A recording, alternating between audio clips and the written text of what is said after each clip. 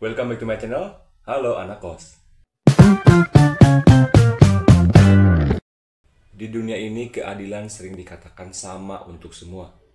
Tapi apakah benar? Kenyataannya, ada orang-orang yang tampaknya kebal terhadap hukum. Mereka bisa lolos dari tuntutan meski terjerat kasus besar. Siapa saja mereka? Mari kita bahas. Yang pertama dari segi para pemimpin. Pemimpin negara seringkali menjadi contoh nyata dari kekebalan hukum. Dengan kekuasaan dan pengaruh yang besar, banyak dari mereka yang lolos dari jeratan hukum meskipun diduga melakukan kejahatan besar. Misal contohnya, yang pertama ada Vladimir Putin dari negara Rusia.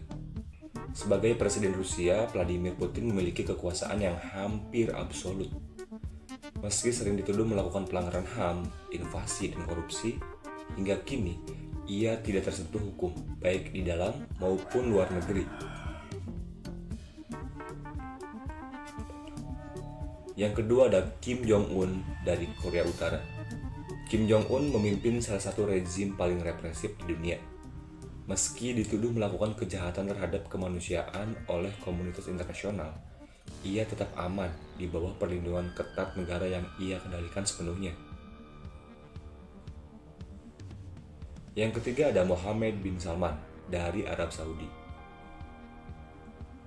Putra mahkota Arab Saudi, Muhammad bin Salman, pernah dikaitkan dengan pembunuhan jurnalis Jamal Khashoggi.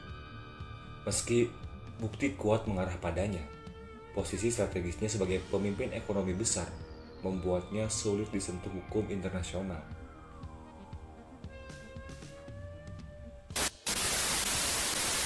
Kemudian ada dari segi miliarder super kaya. Karena kekayaan yang luar biasa seringkali membuat seseorang kebal terhadap hukum. Dengan kekuatan finansial, mereka bisa mempekerjakan pengacara terbaik atau mempengaruhi sistem hukum.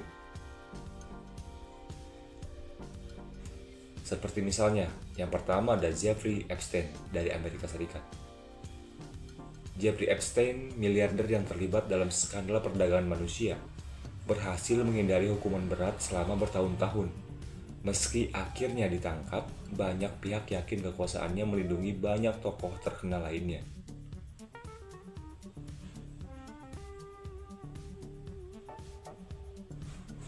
Yang kedua ada Roman Abramovich.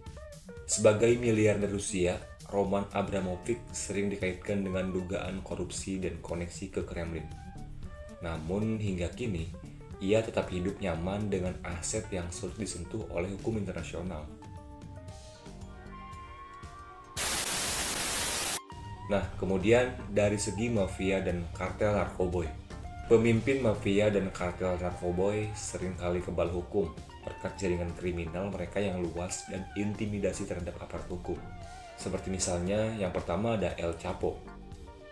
El Chapo, pemimpin kartel Sinaloa, terkenal karena kekuasaannya di dunia narkoboy.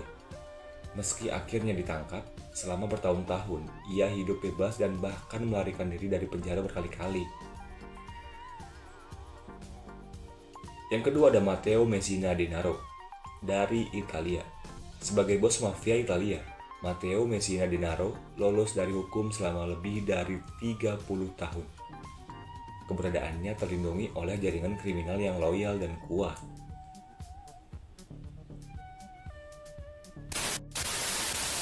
Nah, ada juga dari segi para pelaku kejahatan dengan perlindungan politik. Karena mungkin beberapa orang kebal hukum karena mendapatkan perlindungan politik, baik dari negaranya sendiri maupun dari negara lain. Seperti misalnya, yang pertama ada Omar al-Bashir dari negara Sudan. Mantan Presiden Sudan, Omar al-Bashir, didakwa oleh Pengadilan Kriminal Internasional atas kejahatan perang dan genosida. Namun, hingga kini ia belum menjalani hukuman karena perlindungan politik. Yang kedua ada Bashar al-Assad dari negara Suriah. Presiden Suriah Bashar al-Assad dituduh menggunakan senjata kimia dalam perang sipil. Meski ada seruan internasional untuk mengadilinya, ia tetap memegang kekuasaan dengan dukungan sekutu seperti negara Rusia.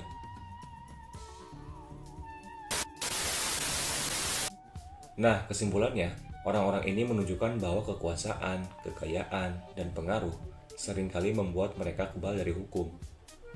Namun, dunia terus berubah. Akankah mereka selamanya lolos? Apa pendapatmu tentang ini? Nah, dan mungkin itu aja videoku kali ini. Terima kasih yang udah nonton dan bantu subscribe channel aku yang baru ini. Dan terima kasih yang udah subscribe juga. Thanks for watching. Sampai jumpa di video berikutnya. Bye-bye.